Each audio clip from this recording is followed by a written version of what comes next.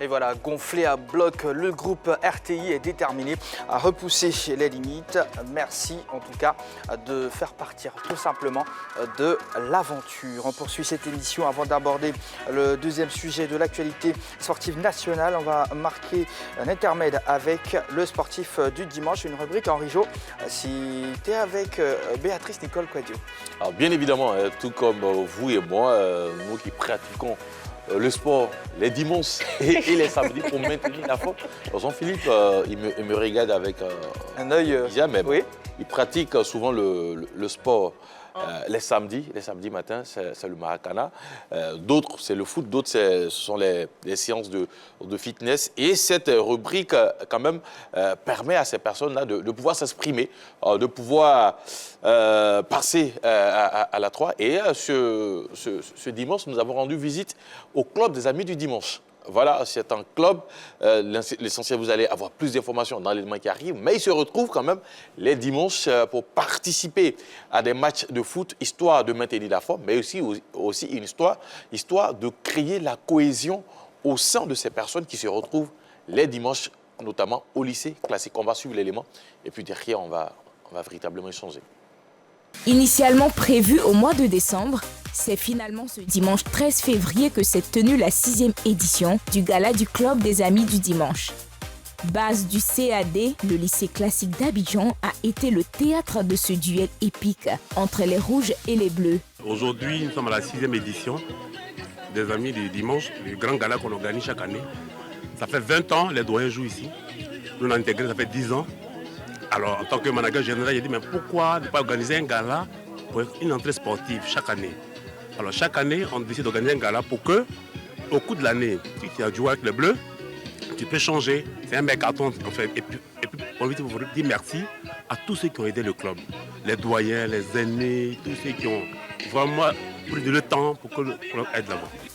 Avant le coup d'envoi, l'arbitre Zico donne des consignes très fermes aux 22 acteurs. On va jouer un match de gala.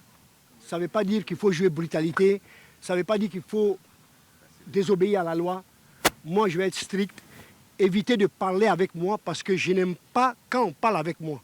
J'ai des cartons, j'ai un sifflet. Celui qui commence à trop parler, j'enlève et je lui donne ça en même temps et moi je sors. Voilà, si vous êtes d'accord, on va aller comme ça. Ok? Merci beaucoup. Et puis, sans oublier qu'il y a la VAR. Hein. Ok? Il n'y a rien qui va échapper. La VAR s'est même déplacée au lycée classique et 1 minute de silence a été observée en la mémoire des membres et sympathisants du CAD disparu. Sous un ciel clément, le match est équilibré. Mais un homme va éblouir la première période. Merlin, l'avant-centre des Rouges, passeur décisif pour l'ouverture du score, corse l'addition sur cette belle inspiration. Dans la foulée, les Bleus réagissent et obtiennent un pénalty, transformé par Abraham Zozoro. La pause intervient sur le score de 2-1 en faveur des Rouges. L'homme de cette première partie, Merlin, revient sur son but. En fait, j'ai vu la position du gardien en premier temps et j'ai vu les erreurs du défenseur et j'ai tout juste corrigé. C'est l'occasion pour le staff médical de remettre sur pied certains blessés. Cet avantage au tableau d'affichage s'explique par le manque d'efficacité. Les entames de match de finale sont toujours un peu timorées. Mais comme vous avez constaté, nous sommes remontés au score sur une belle action collective et on peut présager que la seconde mi-temps sera à notre avantage. On a eu un manque de réalisme sur l'attaque. On a eu des ballons qu'on n'a pas concrétisés, mais le reste, je pense qu'en deuxième mi-temps, si on remet bien les troupes au milieu de terrain, ça va le faire. Ils ont marqué sur 2 erreurs, hein. Donc ça va le faire après. On va gagner normalement 3-2. À la reprise, les Bleus rétablissent la parité au score, mais ce sont les Rouges qui s'imposent sur le score de 4-2 au terme d'une rencontre qui s'est déroulée dans un bel esprit de fair play. Il y a trop de manipulateurs au centre qui jouent le petit jeu. Ouvrez les terrains pour qu'on... C'est qu'ils ont tué le match. Voilà, les Rouges l'ont emporté simplement Henri Jo. J'ai reconnu le dossard 15. C'était qui? C'était vous. Ah non. Allez, avant de parler de la VAR, Henri Jo, l'arbitre Zico me rappelle un tout petit peu M. Tessema lors de la CAN. Ah ben lui, il est très ferme. Hein. C'était dit dès qu'il y a un coup de sifflet, si vous contestez, vous avez un carton. Oula. Si vous continuez dans la contestation, vous avez un carton rouge. C'est-à-dire vous avez un premier carton jaune et puis ensuite un carton rouge. Mais c'est une bonne ambiance parce que tous ces travailleurs-là se retrouvent. Et surtout, d'abord, j'ai évoqué le cadre du sportif du dimanche, mais c'était un gala, la 6e édition, pour permettre quand même cette rentrée sportive qui était prévue en décembre, qui a été décalée et qui s'est déroulée finalement ce dimanche 13 février. Dans l'élément, on a vu une télévision, vous avez parlé de la VAR. VAR. Enfin, oui. J'explique et je pose la question, Rijo. Un écran qui était là, parce qu'on n'oublie pas que ce dimanche, quand même, il y a eu quelques fines gouttes de pluie sur la ville d'Abidjan. À chaque fois qu'il y avait une petite goutte, là, on soulevait la VAR pour mettre à l'abri et après on ramenait. Donc voilà, un peu, c'était le petit côté rigolo de... Mais est-ce que ça a marché vraiment? Est-ce que vous voulez que je vous dise si notre VAR a fonctionné à dessein ou n'a pas fonctionné? Oui. Bon, là, je ne dirai pas parce que c'est comme trahir mes amis du dimanche que j'ai trouvé du côté du lycée classique. Je vais garder ça pour nous-mêmes. C'était plus une boîte à génie. Ceux qui veulent découvrir, je suis d'accord avec vous. Ceux qui veulent découvrir si la VAR du côté du lycée classique les dimanches fonctionne, mais rendez-vous au lycée classique. Chaque dimanche, vous allez voir si la VAR fonctionne. Du coup, c'était qu'un accessoire. Je ne sais pas, mais il y avait la VAR.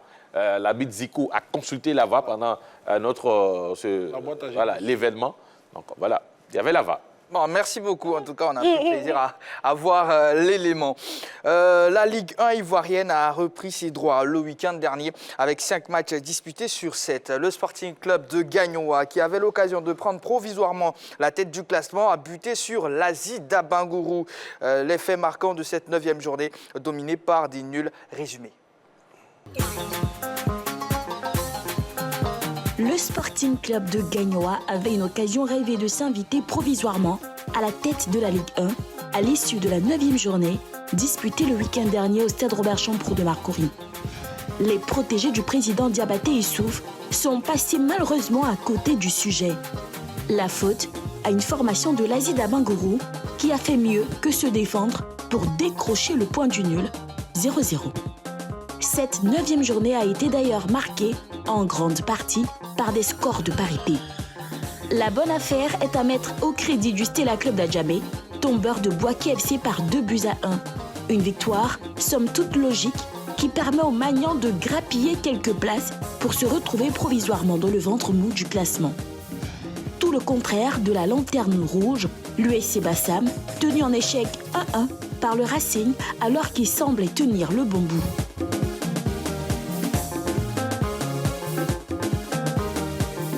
Fin de l'ASEC Mimosa, le Sporting Club de Gagnoa n'a pas profité de l'exemption du leader pour occuper provisoirement la tête du classement. Comment réagissez-vous à ce nul concédé par le club de Gagnoa? Mais je dirais que c'est une mauvaise opération pour Gagnoa. On sait que l'Asie d'Abangourou a changé d'entraîneur. Ils ont fait venir un entraîneur récemment pour leur permettre de se maintenir au niveau de l'élite du football ivoirien. Et c'était, à mon sens, le meilleur moment de pouvoir affronter cette formation du Sporting et pourquoi pas essayer de prendre les 3 points. Sauf que l'arrivée de ce nouvel entraîneur a dû avoir déjà un impact sur le mental des joueurs de l'Asie d'Abangourou qui ont réussi, je vais dire, un mini-exploit de ne pas encaisser le but durant cette rencontre face au Sporting Club de Gagnoa. C'est un score qui va faire mal aux jaunes et bleus de Gagnoa. Quand on sait que l'ASEC ne participait pas à cette journée, ils avaient l'opportunité de se rapprocher des jaunes et noirs. Ils ne l'ont pas fait. C'est à eux de trouver la solution pour leur prochaine sortie. Bon, je pense que déjà l'opération remontée du côté de l'Asie d'Abangourou est enclenchée parce que c'est une équipe qui encaissait énormément, mais qui ne marquait pas beaucoup. Alors, lorsque nous avons reçu le coach, le nouvel entraîneur de l'Asie, Fofana, il disait qu'il avait axé, dans sa première séance, il avait axé le travail sur les séances offensives. Il restait à gommer les errances défensives. Mais là, on constate que c'est plutôt la défense qui a pu résister à cette équipe de Gagnoa quand même. On le rappelle, qui fait partie des meilleurs cette saison au niveau de notre championnat. Donc, une équipe de l'Asie qui encaissait beaucoup, mais là, qui réussit à ne pas encaisser dans un match face à un des leaders. Parce que, voilà, si on peut le dire comme ça, un des leaders de notre championnat. Je pense que c'est un bon début pour l'équipe de l'Asie d'Abengourou, mais ça vient quand même... ça vient empêcher cette équipe du Sporting Club des Gagnois, qui, on le rappelle depuis le début, est la seule qui arrive à réellement titiller la SEC au niveau du haut du tableau.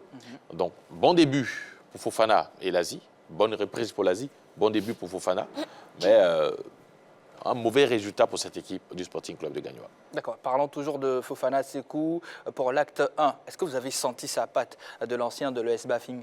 Bien évidemment. Aujourd'hui, si l'Asie qui encaissait énormément de buts n'a pas encaissé face à Gagnoa qui en marquait beaucoup, c'est qu'il y a quelque chose qui a été fait. Lui-même l'a dit lors des différents matchs amicaux disputés par l'équipe de l'Asie d'Abengourou. Il y a eu 10 buts inscrits au 7 encaissés. Donc, il devrait quand même travailler sur la défense pour permettre à cette équipe de l'Asie-là de ne pas être aussi perméable. Donc, aujourd'hui, avec ce résultat-là, on constate, même si on ne va pas tout de suite aller vite en besogne, on constate que quelque chose a été fait du côté de l'Asie d'Abengourou.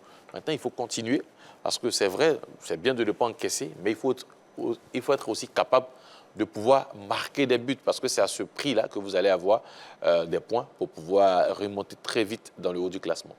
D'accord. Alors, le Stella Club d'Abidjan, grand gagnant de cette 9e journée, a battu Bouaké FC sur le score de 2-1 pour sa 3e victoire de la saison. C'était pourtant une équipe du Stella réduite à 10 après la sortie de série Rouget. Que vous inspire cette performance des Magnans? Ben, je dirais que c'est un peu à l'image de celle de l'Asie d'Abengourou. Ce sont des formations qui, bon, contrairement à l'Asie, le Stella qui est, je dirais, en train de se battre. Le Stella, c'est un club qui est très ambitieux et qui veut titiller les premières places de ce championnat. Et il fallait faire un bon résultat dès cette reprise et c'est Bouaké FC qui en a pâti. Et donc, je pense que c'est une très bonne opération de la part des Moignans d'Adjamé. Voilà, surtout qu'ils ont été réduits du point de vue de l'effectif sur le terrain. Et ça montre que c'est une formation qui a une bonne réactivité. Non, mais l'essentiel, moi, je ne pense pas que ce carton-là a vraiment pesé, hein, puisqu'il obtient le carton à la 85e minute. Parce que c'est derrière que le Stella arrive à inscrire le deuxième but. On était déjà à la fin du match. Dernière action, coup franc de Adam Roger, un des vétérans de notre championnat. Il a très bien déposé ce ballon au cœur de la défense. Et voilà, il avait un partenaire capable de détourner le ballon pour permettre au Stella de s'imposer. Mais dans l'ensemble, ça a été un match âprement disputé par les deux équipes. Ils se sont donnés coup pour coup. Il n'y a pas eu une équipe qui a fermé le jeu. On a vu une équipe de Stella d'abord ouvrir la marque avant de se faire rejoindre.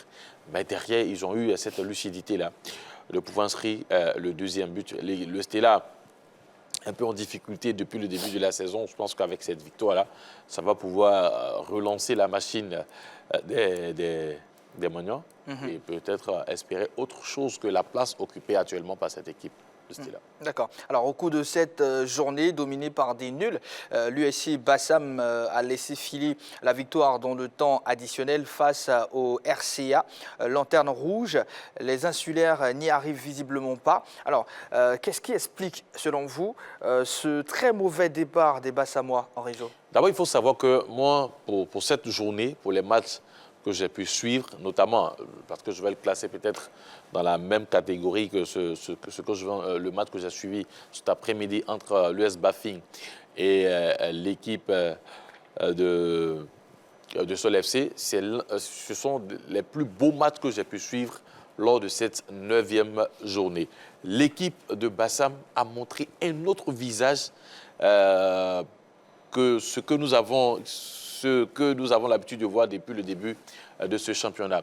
Boudo Mori, d'abord, n'avait pas eu assez de temps pour préparer son équipe de Bassam avant le début de la saison. Donc, on sentait une équipe de Bassam souvent en difficulté lors de la deuxième partie, c'est-à-dire lors de la deuxième période des matchs. Mais face au Racing, qui est une équipe joueuse, cette équipe de Bassam, qu'on connaissait un peu axée sur la défense, a déroulé son jeu et a des fois dominé le Racing Club d'Abidjan.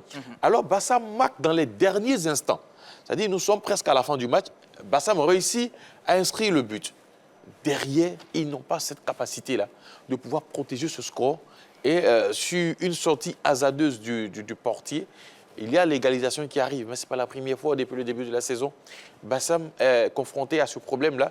Souvent, ils arrivent à marquer dans les derniers instants ou souvent même au cours du match et puis se font rattraper en toute fin de match. Donc, il va falloir, du côté de cette équipe de l'USC Bassam, se concentrer du début à la fin pour ne pas avoir ce genre de résultat. Parce que moi, je pense que c'était une victoire méritée pour Bassam qui, pour moi, a été meilleure que l'équipe du Racing Club sur ce match. D'accord, on va voir ensemble les résultats de cette 9e journée. Fans de foot, fans de sport. Déjà, Stella Club d'Adjamé, Bouaké 2-1. Voilà. Racing Club d'Abidjan, Bassam, 1 but partout. FC San Pedro Corogo, 1 but partout également. Azida Bangourou, Sporting Club de Gagnoa, 0-0. On a Lys de Sassandra, Soa, 0-0. Et puis ES Bafing, Sol FC, défaite de Sol FC. Voilà, 1-0. Alors, 7 buts seulement inscrits. Le ratio, commentaire? Oh, c'est pas fameux, mais c'est pour une reprise. On ne va pas demander aux différents athlètes de se transcender au-delà de ce qu'ils ont pu donner. Je pense que petit à petit, ils vont retrouver le rythme et on aura à nouveau ces scores-là qu'on a pu constater durant la première phase du championnat. Oui, la reprise est difficile. Hein. La reprise est difficile pour toutes les équipes. Souvent, on le constate.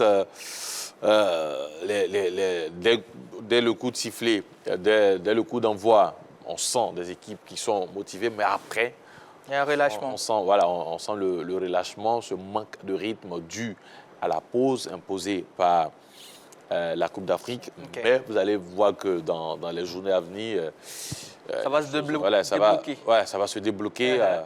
Tout va se débrider. On aura assez de buts.